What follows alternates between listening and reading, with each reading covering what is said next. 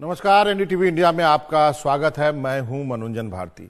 बात लगातार हो रही है किसान आंदोलन की। 71वां दिन है आज किसान आंदोलन का। किसान है और एक तरफ पुलिस भी खड़ी है, तीसरे तरफ जो है मीडिया है। मीडिया में कई चैनल हैं, अखबार हैं और कई यूट्यूबर हैं, कई स्वतंत्र पत्रकार हैं। इन्हीं में से एक स्वतंत्र पत्रकार जो है मनदीप पूनिया। और इनका जिक्र इसलिए जरूरी है क्योंकि इनको पुलिस उठा ले गई थी, जेल में डाल दिया और कल रात ही ये जेल से छूटे हैं। और हमारे साथ जुड़ रहे हैं मनदीप पूनिया। आपका बहुत बहुत शुक्रिया मनदीप, आपने वक्त निकाला हमसे बात करने के लिए।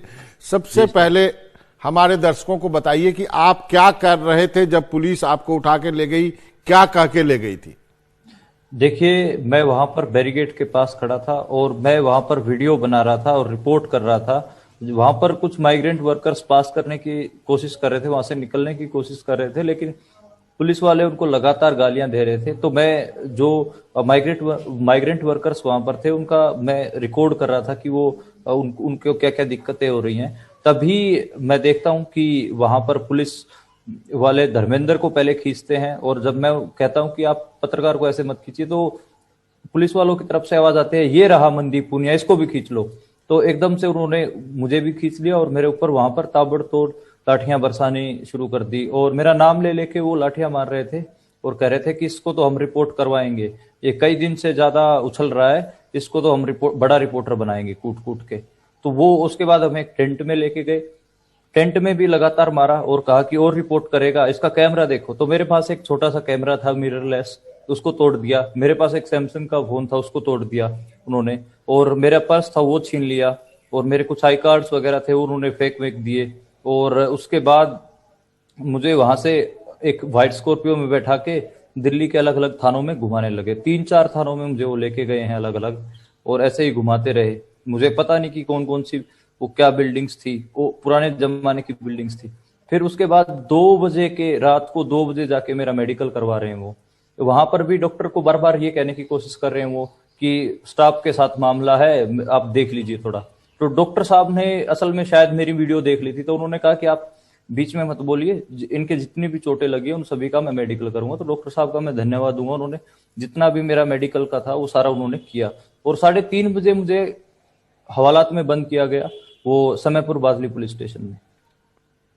तो आपको क्या लगता है, पुलिस को पहले से जानकारी थी, वो आपको आइडेंटिफाई कर रहे थे कि यही पूनिया है, इसको पकड़ो इसको पकड़ो?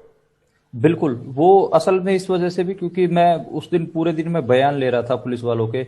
इवन जो डीसीपी मीना साहब हैं उनसे भी मैंने बयान लिए थे फोन पे, और वहां पर जो पुलिस वाले थे उनसे भी मैंने बातचीत की थी कि जो उससे एक दिन पहले जो किसानों के ऊपर पत्थर बरसाए थे उसके ऊपर मैंने बातचीत की थी। तो उनको, और उससे पहले दिन भी मैं जब पत्थर बरसा रहे थे तो मैं वहां पर वीडियोग्राफी कर रहा था, कौन लोग कैसे पत्थर बरसा रहे थे। और उसके अलावा मैंने जिन लोगों ने पत्थर बरसाए थे उन लोगों को मैंने फेसबुक वगैरह से और जो अपने लोकल सोर्सेज हैं उनसे ढूंढ निकाला था। और मैंने एक वीडियो भी जारी किया था जिसमें मैंने बताया था कि ये बीजेपी के कार्यकर्ता हैं, जिसमें मैंने 5 लोगों के जिक्र भी किया था जो बीजेपी से जुड़े हुए थे और वो पोस्ट बेरर थे बीजेपी के। किस बॉर्डर की घटना है ये भी हमारे दर्शकों को बता दीजिए आप। ये सिंगू मोर्चे की घटना है। सिंगू बॉर्डर जो है, सिंगू बॉर्डर से जब मैं रिपोर्ट कर रहा था वहां की घटना है ये। मनदीप, जब आपको जेल ले जाया गया, जब आप जेल गए तो जेल में आपके साथ क्या बीती वो हमारे दर्शकों के साथ शेयर करेंगे। आपने क्या क्या किया, कैसे वक्त कटा, कौन कौन मिला आपको वहां पे, क्या क्या बातचीत हुई? जेल में मेरे साथ बहुत अच्छा सलूक किया गया। मैं जब जेल में एंटर होता हूं, जब जाता हूं, तो वहां पर जितने भी कैदी थे वो सब मुझे जान रहे थे, सब मेरा नाम लेके बात कर रहे थे, कह रहे थे कि ये पत्रकार मनदीप पूनिया आ गया है, इसी को पुलिस ने कल मारा है। वो इस तरीके से बात कर रहे थे। और मुझे जिस चक्की में डाला गया, जिस वार्ड में मुझे रखा गया, उसमें किसान थे। तो पहले मुझे लग रहा था कि मैं ही जो सत्ता पक्ष है, जो पावर है, जो सत्ता है, उसका मैं विक्टिम हूं। लेकिन मैंने देखा कि मेरे से बड़े विक्टिम वहां पर बैठे थे, किसान बैठे थे, बिल्कुल आम किसान। उनकी जो टांगे थी उनके ऊपर भी लठ बरसाए गए थे और उनके बड़े बड़े नील के निशान थे। वो मुझे देखते हैं और फिर वो मेरे से बात करने लगते हैं, और वो फिर अपनी जो कहानियां हैं कि कैसे उनको उठाया गया, जो अपनी सच्चाई है वो बयान करने लगते हैं मुझसे। और अपने जो चोटें हैं उन्होंने वो मुझसे दिखाई, और वो जल्दी ही मेरे साथ घुल मिल गए थे। और मैंने उनको बताया कि मैं आप लोगों का प्रोटेस्ट ठीक कवर कर रहा था, तो वो बिल्कुल कंफर्टेबल हो गए थे मेरे साथ सारे किसान। और इस बीच फिर मुझे समझ में आया कि जो सत्ता पक्ष का ज्यादा पीड़ित है उसकी रिपोर्टिंग करनी जरूरी है। मैं जो सत्ता के सताए हुए लोग थे उन्हीं की तो रिपोर्टिंग की हम बात करते हैं। सत्ता क्या चाहती है? सत्ता यही तो चाहती है कि जो सच है वो बाहर ना आए और जो पीड़ित लोग हैं उनके बारे में पता ना चले। तो मुझे वो अपॉर्चुनिटी लगी कि सत्ता के सताए हुए लोगों के ऊपर एक रिपोर्ट मैं तिहाड़ से भी कर सकता हूं। इसलिए मैंने अपने जो हम पत्रकार, जो लिखने वाले पत्रकार होते हैं, जो नोट्स लेते हैं, जो रिपोर्ट के नोट्स लेते हैं, वो मैंने अपने शरीर पे लेने शुरू कर दिया। एक पेन का मेरा जुगाड़ हो गया था, तो उस पेन से मैंने अपने सारे शरीर पे किसानों के नाम वगैरह लिखे, उन्होंने जो जो बयान दिए वो भी लिखे। यहां तक कि जो हरियाणा के मुख्यमंत्री हैं मनोहर लाल खट्टर, उनके गांव के जो गुरुद्वारा है उसके जो ग्रंथी हैं 70 साल के बाबा जीत सिंह, उसको भी जो बाबा जीत सिंह हैं उनको भी पुलिस ने गिरफ्तार कर रखा है और तिहाड़ जेल में उनको बंद कर रखा। वो सिर्फ और सिर्फ लंगर खिलाने के लिए आए थे और वो बुराड़ी मैदान में थे जो कि सरकार ने ही अलॉट किया है, वहां पर लंगर खिला रहे थे किसानों को, उनको भी उठा रखा है पुलिस ने। हम अपने दर्शकों को वो शॉट दिखा रहे हैं जहां पे मनदीप ने कहा कि उन्होंने पांव पे अपने नोट्स लिखे हैं। ये देखिए, उनके पास, उन्होंने कहा पेन का जुगाड़ हो गया था, तो पांव पे उन्होंने सारे नोट्स लिखे हैं जो किसान के नाम और किसानों ने क्या कहा। मनदीप, सबसे कोई घटना याद है किसान का जो जिसने आपके दिल को छुआ हो, कोई एक शेयर करना चाहेंगे? मैं यही बताना चाहूंगा कि जो किसान वहां पर थे उनकी चिंताएं भी थी और वो मजबूत भी थे। चिंताएं ये थी कि उनको यही नहीं पता था कि उनके ऊपर कौन कौन सी धाराएं सत्ता ने लगाई हैं, उनके ऊपर क्या आरोप हैं, उन्होंने ऐसा क्या कर दिया कि उन्हें जेल में ठूस दिया गया है। और उनके घर वालों से भी उनकी ठीक से बात नहीं हो पा रही थी, घर वालों को भी पता नहीं चल पा रहा था कि वो कहाँ पर हैं। लेकिन वो मजबूत इस बात से थे कि वो कह रहे थे कि सरकार चाहे हमें जेल में क्या, हमें काला पानी भिजवा दे, हम तो तभी जाएंगे जब ये तीनों कृषि कानून वापस हो जाएंगे। उनके पूरे हौसलों में कोई दिक्कत नहीं थी। इवन जो जसमिंदर सिंह जो मेरे साथ रह रहे थे, उन्होंने तो इतना तक भी कहा कि शायद सत्ता को हमारा इतिहास नहीं पता है, हमारा इतिहास लड़ने वाला इतिहास रहा है और हम संघर्ष करते रहे हैं अलग अलग दौर में। दुल्ला भट्टी का उन्होंने नाम गिनवाया, मुझे बंदा सिंह बहादुर का नाम गिनवाया, जिन्होंने किसानों के लिए संघर्ष किया था।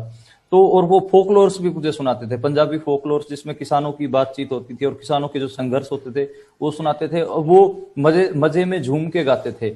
जो फोकलोर्स हैं पंजाब की, दुल्ला भट्टी है, दुल्ला भट्टी ने किसानों के लिए बहुत ज्यादा काम किया था, तो वो सब वो सुनाते थे मुझे और मुझे भी मजा आता था। और वो साथ में साथ वो कभी भी अपने आप को बेचारा ये इस तरीके से प्रस्तुत नहीं करते। वो कहते थे कि ये देखिए, ये लड़ाई है, मजबूती से लड़ेंगे, सत्ता जितना भी हमारे ऊपर दमन कर सकती है उनको करने दीजिए, कोई दिक्कत नहीं है, हम मजबूत हैं और मजबूत रहेंगे। अब मनदीप, आप बाहर आ गए हैं, अब आगे क्या, फिर से जाएंगे सिंघू या किसी और जगह पे रिपोर्टिंग के लिए, या अब क्या प्लान है? जी देखिए, बिल्कुल पत्रकार का काम होता है ग्राउंड जीरो से रिपोर्ट करना। उस दिन भी मैं ग्राउंड जीरो से रिपोर्ट कर रहा था, और मेरे को मेरा काम में खलल डाला गया और मेरे को 4-5 दिन का एक हिसाब से खलल रहा। इसी तरीके से मेरे जैसे भी कई पत्रकार हैं जो ग्राउंड जीरो पे रिपोर्ट ही कर रहे थे, लेकिन पुलिस ने उनको जेल में डाल रखा है। कप्पन सिद्दीकी साहब उनमें एक एग्जाम्पल हैं। तो मैं तो चाहूंगा कि जितने भी पत्रकार जो ग्राउंड जीरो से रिपोर्ट करते रहे हैं उनको भी फ्री किया जाए। और मैं बिल्कुल सिंघू पे जाऊंगा और किसानों को जिस सेंसिटिविटी से कवर करने की जरूरत है उसी सेंसिटिविटी से मैं जो किसान आंदोलन है उसको कवर करूंगा। एक लास्ट का सवाल, आपको एक आंकड़ा बता दूं, 67 पत्रकारों पे 2020 में केस हुए हैं पूरे देश भर में। आपको लगता है पत्रकार जो है आज के दौर में बहुत सॉफ्ट टारगेट है, जहां पर कि पूरे ओपिनियन जो है पूरी तरह से डिवाइडेड हो गए हैं? जी बिल्कुल, आप देखिए कि जो भी ग्राउंड जीरो से रिपोर्ट कर रहा है, जो भी सत्ता द्वारा छुपाई गई चीजें हैं उनको उजागर कर रहा है, उसके ऊपर केस दर्ज कर लिया जाता। चाहे उत्तर प्रदेश में उस पत्रकार का मामला हो जिसने मिड डे मील में नमक के साथ रोटी देने वाला हो, जो रिपोर्ट था वो किया था, उसके ऊपर केस दर्ज कर लिया गया था। कप्पन सिद्दीकी साहब का जेल में है, आपको पता ही है। इसके अलावा और बहुत सारे पत्रकार जो गांव जवार, गांव देहात से रिपोर्ट करते हैं और ग्राउंड जीरो से जी। तो हम बातचीत कर रहे थे, अब हम वापस जाने की कोशिश कर। जी बताइए। जी, तो उनको रिपोर्ट करने से रोका जाता है और उनको बिल्कुल डराने की कोशिश की जाती है, लेकिन पत्रकारों को कभी भी डरने की जरूरत नहीं है। और पत्रकार को जितना सरकार दबाएगी उसको उतने स्प्रिंग की तरह उसको जवाब देना चाहिए और अपना ग्राउंड जीरो से रिपोर्ट का काम करते रहना चाहिए। हमारी कलम से ही सरकार डरती है, इसलिए हमारी कलम नहीं थमनी चाहिए। तो आप उम्मीद करता हूं आप भी आगे जारी रखेंगे, ये जज्बा आप में रहेगा, चाहे जेल से ही क्यों ना आए हो। जी सर, जरूर जारी रहेगा। चलिए जितने भी पत्रकार साथी। मनदीप पुनिया जी, आपका बहुत बहुत शुक्रिया हमसे बात करने के लिए, आपने वक्त निकाला और इसी जज्बे के साथ आप आगे बढ़ते रहिए। उम्र अभी आपके साथ है। आपका बहुत बहुत शुक्रिया।